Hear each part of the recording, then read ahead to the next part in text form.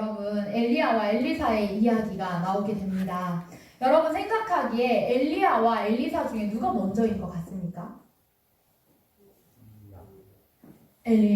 아니죠. 네, 우리가 오늘 말씀을 이렇게 읽으면 당연히 엘리야가 먼저다라고 생각할 수 있는데 우리가 일상생활 속에서 엘리야가 먼저인지 엘리사가 먼저인지 생각하면 좀 헷갈리는 것 같습니다. 왜냐하면 이름이 너무 비슷해서죠. 그런데 이뿐만이 아니라 여러분들 혹시 엘리야와 엘리사의 관계가 어떤지 생각해 보셨습니까?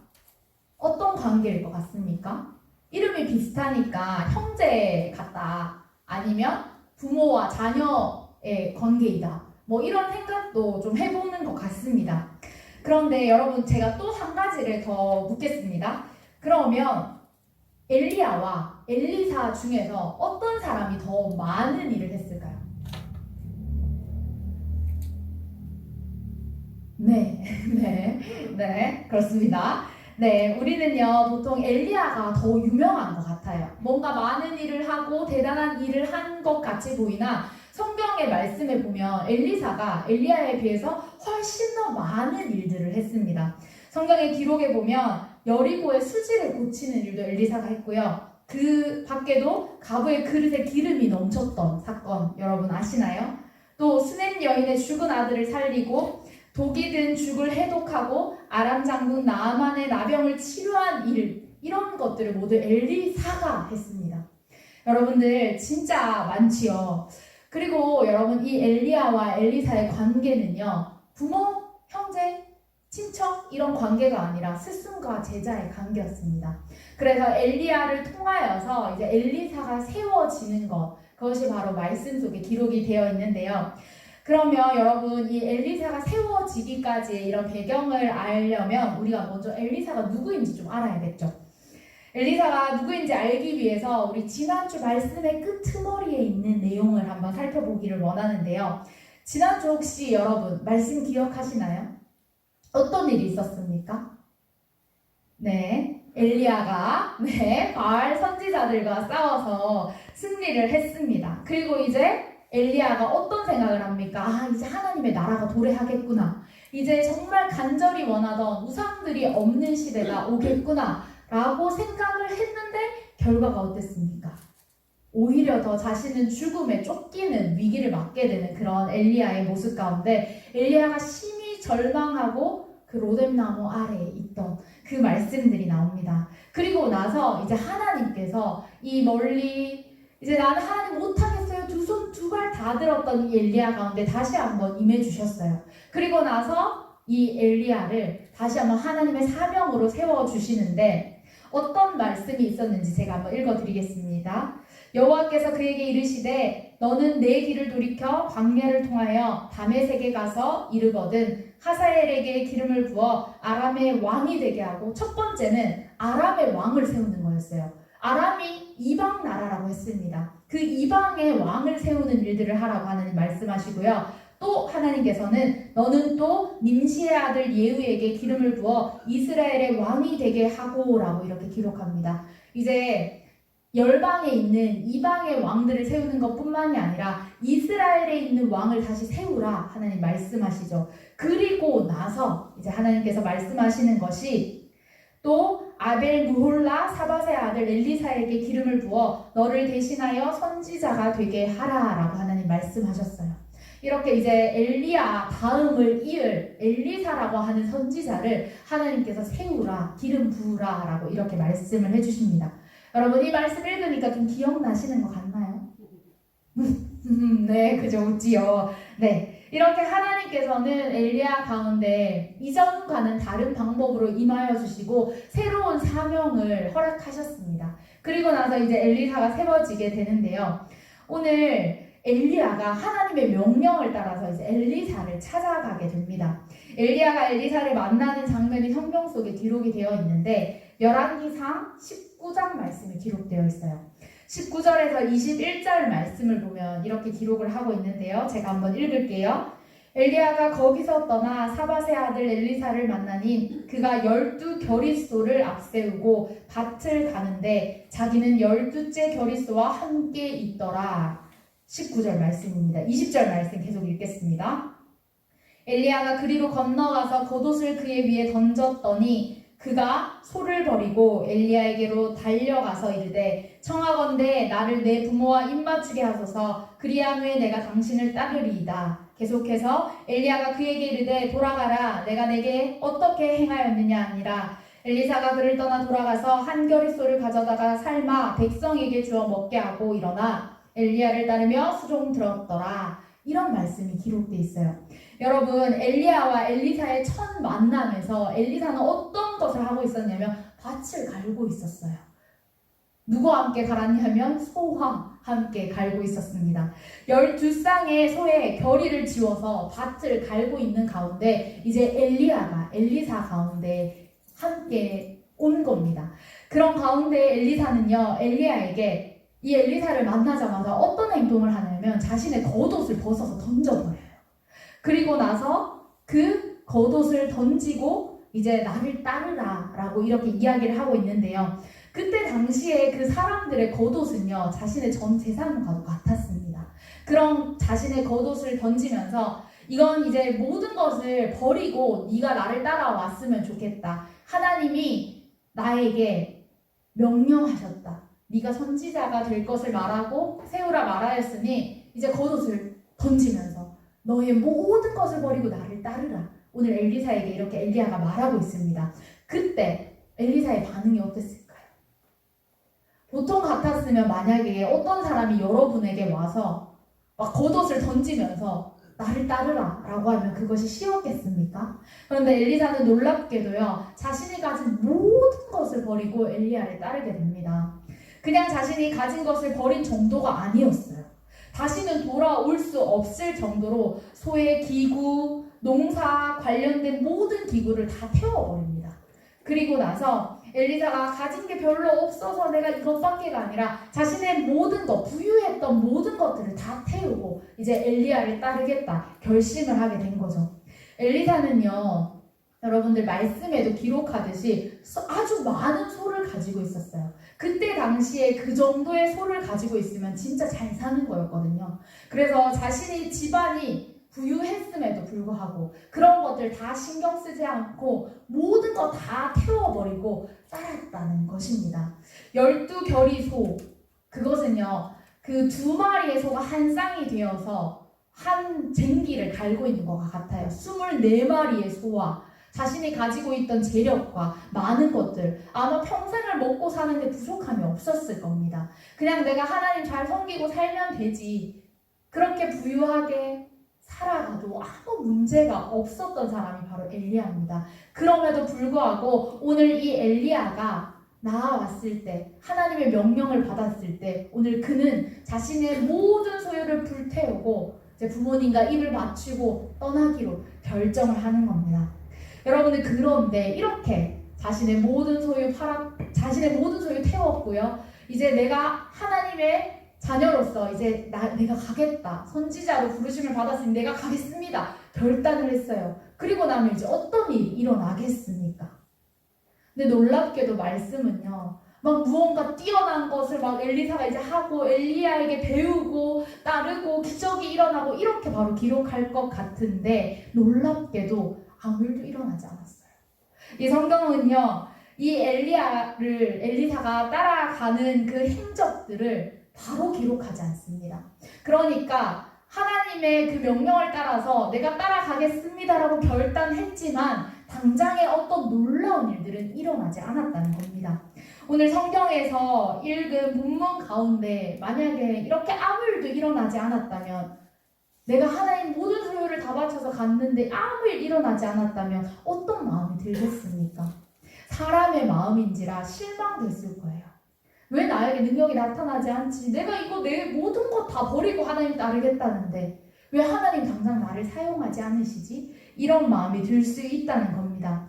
그런데도 엘리사는요, 묵묵하게 하나님의 그 명령을 받고 엘리야 밑에서 열심히 자신의 섬겨야 할 일들을 섬기게 됩니다. 그런데 어느 날 이제 엘리사가 놀라운 사실을 듣게 되는 거죠. 바로 자신이 섬겼던 엘리야를 하나님께서 부르신다는 겁니다. 그래서 그냥 부르시는 것도 아니고 하늘로 올라간다 라는 사실을 깨닫게 됩니다.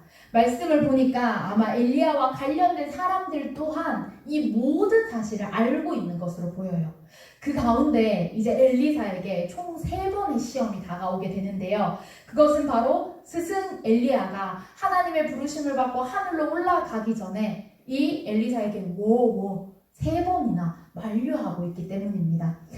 먼저 그 엘리야가 길갈을 떠나면서 엘리사에게 너 이제 나 그만 섬겨라.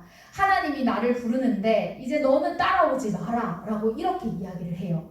그런데 엘리사는 그 말을 듣지 않아요. 무조건 내가 따라가겠습니다. 결단하고 엘리야를 따라가는 모습을 보입니다.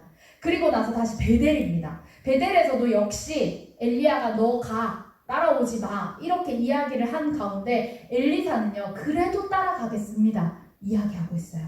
그리고 나서 요단강으로 나아간 엘리야가 이제 강을 건너야 하는 순간 가운데서도 갑자기 이제 이 상황 가운데 있는 상황 가운데서도 엘리사는요. 나는 따르겠습니다. 이야기를 하는 거죠. 그래서 총 3번의 그 만류에도 불구하고 엘리사는 끝까지 따라가기로 결단을 합니다. 그리고 나서 이제 엘리야가 어떤 일을 하냐면 갑자기 자신의 겉옷을 말아서 이제 요단강을 건너야 하니까 그곳을 치게 되는 거예요. 그때 하나님의 놀라운 역사가 일어나는데 물을 내리침과 동시에 물이 갈라지게 되는 것을 이 사람들이 보게 되는 거죠. 그리고 나서 그 강이 갈라졌으니 여러분 어떻게 해야겠습니까? 그 강을 걸어서 건너야겠죠. 오늘 엘리야와 엘리사는 그 강을 함께 건너게 됩니다. 오늘 유명한 말씀, 우리가 함께 읽었던 말씀 가운데 이 사건들이 기록되어져 있는데요. 오늘 엘리사가 이르되 당신의 성령이 하시는 역사가 갑절이나 내게 있게 하소서라는 이런 말씀이 기록되어 있어요. 강을 건너고 나서 이제 엘리야가 엘리사에게 말합니다. 네가 어떤 것을 원하냐 이렇게 물어요. 그때 엘리사는요. 다른 어떤 것도 원하지 않았어요. 딱 한 가지 이야기하는 것이 성령이 하시는 역사가 갑절이나 내게 있게 하소서라고 오늘 엘리야에게 이렇게 말하는 것을 우리는 말씀을 통해 볼 수 있습니다.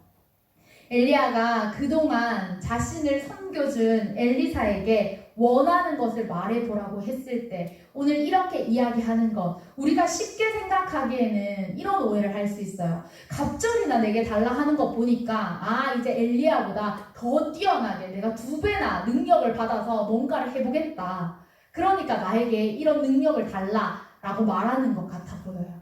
갑절이라고 하는 단어가 주는 느낌이 그런 느낌이죠. 그런데 여러분, 이 갑절이라고 하는 단어는요, 오늘 그런 식으로 쓰이지 않았습니다. 이 갑절이라고 하는 단어를 자세하게 살펴보니까 신명기 21장 17절에 나오는 말씀과 아주 깊은 관련이 있는데요. 그 말씀에 어떤 내용이 나오냐면 장자에 대해서 자신의 그 아버지가 재산을 물려주는 그런 내용이 나와요. 그런데 그곳을 보면 갑절이라고 하는 것이 그 장자가 받을 권리가 3개가 있다면 3분의 2를 요구하는 것과 같습니다. 그래서 오늘 이 엘리사가 엘리야에게 요구한 것은 나에게 막 2배나 뛰어난 능력을 이제 주세요. 내가 그 능력 갖고 뭐 어떻게 해보겠습니다. 이것이 아니라 장자가 요구하는 것과 같이 나에게 3개 중에 2개를 주십시오. 그러니까 오히려 더 큰 능력이 아니라 나에게 장자의 권리를 달라고 요구하는 것과 같습니다. 그래서 오늘 엘리사는요, 무엇보다 하나님 앞에서 내가 이제 이스라엘 백성들을 잘 다스릴 수 있는 선지자로 저를 세워주십시오 라고 이렇게 요구한 것과 같습니다. 그리고 나서 엘리사가 요구한 그 능력이 무엇인지 우리가 집중해야 하는데, 내가 뛰어난 것, 나에게 이제 어떠한 능력이 막 나타나는 것이 아니라 성령의 능력을 나에게 달라고 이야기합니다. 성령의 역사가 나를 통해서 일어날 수 있도록 해주십시오. 오늘 이것을 엘리사가 구하고 있는 것이죠. 그런데 여러분, 엘리야가 이렇게 먼저 물었어요. 네가 어떤 걸 원하느냐? 그래서 엘리사가 이것을 원합니다 이야기할 때 그럼 엘리야가 바로 너 그렇게 해라 이렇게 이야기할 수 있었을까요? 그것은 불가능한 일입니다. 왜냐하면 하나님의 선지자였기 때문에 하나님의 명령이 떨어지고 하나님이 오케이를 하셔야 이 모든 일들이 가능했습니다. 그러면 이제 하나님의 능력이, 하나님의 그 허락이 떨어져야 하겠죠. 근데 말씀에 기록된 것을 보니까 하나님께서는 이것을 허락하세요. 그래서 오늘 엘리사에게 오늘 하나님께서 간절한 그 원했던 것, 성령의 역사를 허락하시는 것들이 기록되어 있습니다. 오늘 말씀을 읽어보면요, 계속해서 어떤 일이 일어나냐면 이제 강을 건넜고 엘리사가 갑절의 은혜를 원했고, 그리고 나서 이제 그 오케이 신호가 무엇인지를 알려주고 있는데, 그 하나님의 오케이 신호가 무엇이었냐면, 그러면 이제 엘리사 내가 하늘로 올라가는 것, 하나님 앞에 불려져 올라가는 것을 네 눈으로 보면 이건 하나님의 오케이다 라고 이렇게 이야기를 하고 있어요. 그래서 이제 두 사람이 이야기하는 가운데 하나님의 역사가 벌어지게 됩니다. 말씀을 보면 불수레와 불말들이 두 사람을 갈라놓았대요. 함께 걸어가고 있는 가운데 이제 엘리야만 하나님께서 들려 올라가게 하시는 거죠. 그래서 엘리야는 그 불수레와 불말들 가운데 해오리 바람으로 하나님께서 이제 하늘로 올라가는 그 모습들을 보여줍니다. 놀랍게도 엘리사는 그 모든 모습들을 봐요. 그래서 엘리사가 보고 소리 지르되 내 아버지여, 내 아버지여, 이스라엘의 병거와 그 마병이여, 이렇게 이야기를 해요. 하나님께서 불말들과 불병거를 보내셨는데 그것을 엘리사가 그대로 눈으로 보고 있다는 뜻과 같아요. 그래서 오늘 하나님께서는 이제 엘리사에게 모든 것을 오케이 하셨어요. 하나님의 능력이 오늘 엘리사가 구한 대로 그 성령의 역사가 엘리사 가운데 이루어지게 되는 겁니다. 그리고 그 이후에 엘리사는 어떤 행동을 하냐면 자기의 옷을 잡아서 둘로 찢고 엘리야의 몸에서 떨어진 겉옷을 주워요. 그리고 다시 요단 언덕에 서서 엘리야의 몸에서 떨어진 그 겉옷을 가지고 이제 물을 다시 한번 칩니다. 이거 누가 했던 행동입니까? 스승이었던 엘리야가 했던 행동이죠. 그 행동을 그대로 엘리사가 하고 있는 겁니다. 그때 엘리야의 몸에서 떨어진 겉옷과 물을 가르던 그 겉옷을 가지고 물을 치게 되니까 다시 한번 놀랍게 요단강이 갈라지게 되는 역사가 일어납니다. 그럼 여러분, 여기서 중요한 것은 엘리사가 이제 그냥 능력을 받았으니까 이 겉옷을 가지고 이런 능력을 행할 수 있게 되었을까요? 여기서 가장 중요한 것은요, 엘리야의 물건이었고 엘리야가 했던 행동을 내가 따라하는 것, 이것이 중요한 것이 아니라 하나님의 역사가, 성령의 역사가 오늘 엘리사 가운데 함께 했기 때문에 이런 일들이 가능했다는 겁니다. 이 모든 일들을 하셨던 분 바로 우리 하나님이죠. 하나님께서 함께 하셨기 때문에 그의 모든 것을 주관해 주셨기 때문에 이 모든 일들이 일어나는 것을 알 수 있습니다. 여러분, 오늘 이때 이 자리에서 그러면 이제 이 놀라운 능력들이 일어나고 끝이 났을까요? 오늘 우리가 이 사건에 조금 멀리 떨어져 있는 한 무리들을 보기를 원하는데요. 이 자리에는요, 엘리야가 이제 하늘로 올라가고 엘리사만 있었던 것은 아닙니다. 왜냐하면 그 당시에 엘리야에게 있던 많은 제자들이 있었어요. 그 사람들 또한 이 광경을 모두 알고 있었고 보고 있었던 거죠. 여러분, 그 사람들의 말씀에서 보면 50명이나 되었다고 기록을 하고 있는데요. 엘리야가 승천하는 것을 보았어요. 그 50명이 모두 우두커니 서서 그 역사하심을 보고 다시 한번 그 요단강이 갈라지는 것도 보았습니다. 그런데 이 모든 것을 지켜봤던 이 사람들 반응이 어땠을까요? 제가 말씀을 읽어드리겠습니다. 맞은편 여리고에 있는 선지자의 제자들이 그를 보며 말하기를 엘리야의 성령이 하시는 역사가 엘리사 위에 머물렀다 하고 가서 그에게로 나아가 땅에 엎드려 그에게 경배하고 이르되 당신의 종들에게 용감한 사람 50명이 있으니 청하건대 그들이 가서 당신의 주인을 찾게 하소서. 염려하건대 여호와의 성령이 그를 들고 가다가 어느 산에나 어느 골짜기에 던졌을까 하나이다 하니라. 엘리사가 이르되 보내지 말라 하나, 이렇게 기록을 하고 있습니다. 그러니까 이 사람들은요, 모든 것을 지켜보았음에도 불구하고 하나님의 능력을 온전히 믿지 않았어요. 그리고 사람에게 나타나는 능력을 의지했던 것 같습니다. 왜냐하면 엘리야의 그 능력이 오늘 엘리사 가운데 임했으니까 이제 엘리사 가운데 막 엎드려지는 거예요. 그리고 나서 이 사람들은요, 혹시 하나님께서 들고 가다가 어느 산에 떨어뜨렸을지 모른다고 이렇게 이야기를 하고 있는 겁니다.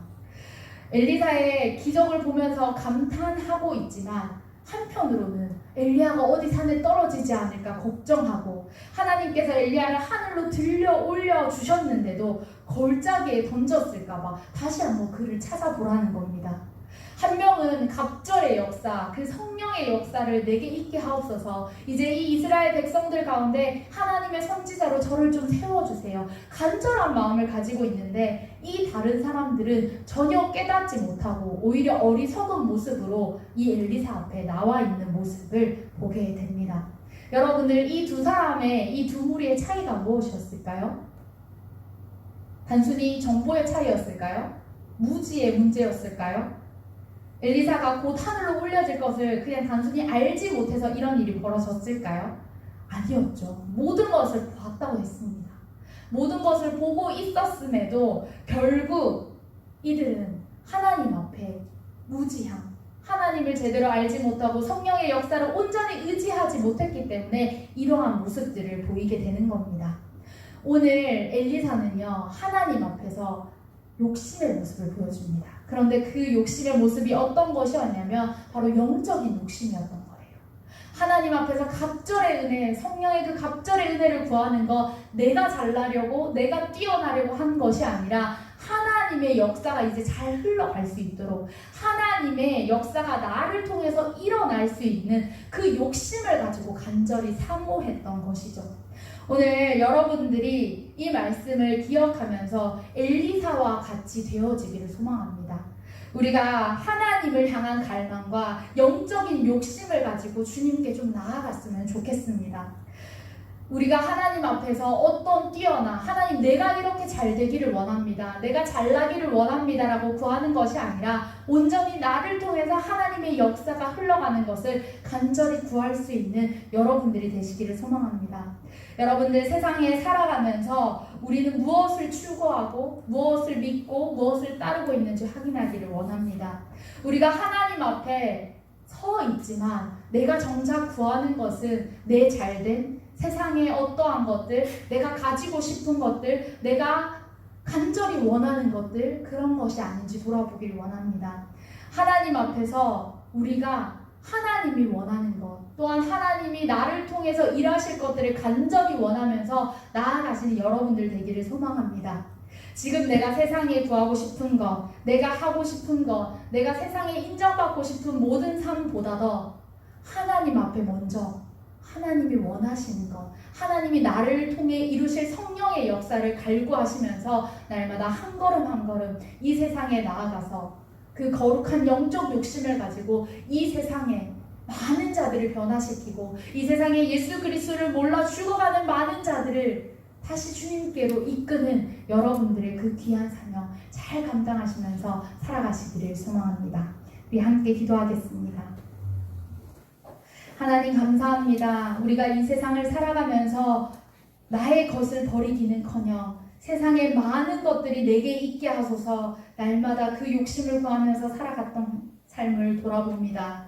이제는 영적 욕심을 가지고 성령의 역사가 갑절이나 내게 있게 하소서라고 고백하며 주님께서 우리를 통해 일하실 것들을 기대하며 살아가는 청년들 되기를 소망합니다. 우리를 통해 이 세대의 영적 기류가 바뀌게 하여 주시고 우리를 통해 이 세상에 있는 많은 자들이 예수 그리스도께로 돌아올 수 있는 놀라운 역사가 있게 하여 주시옵소서. 예수님의 이름으로 기도드립니다. 아멘.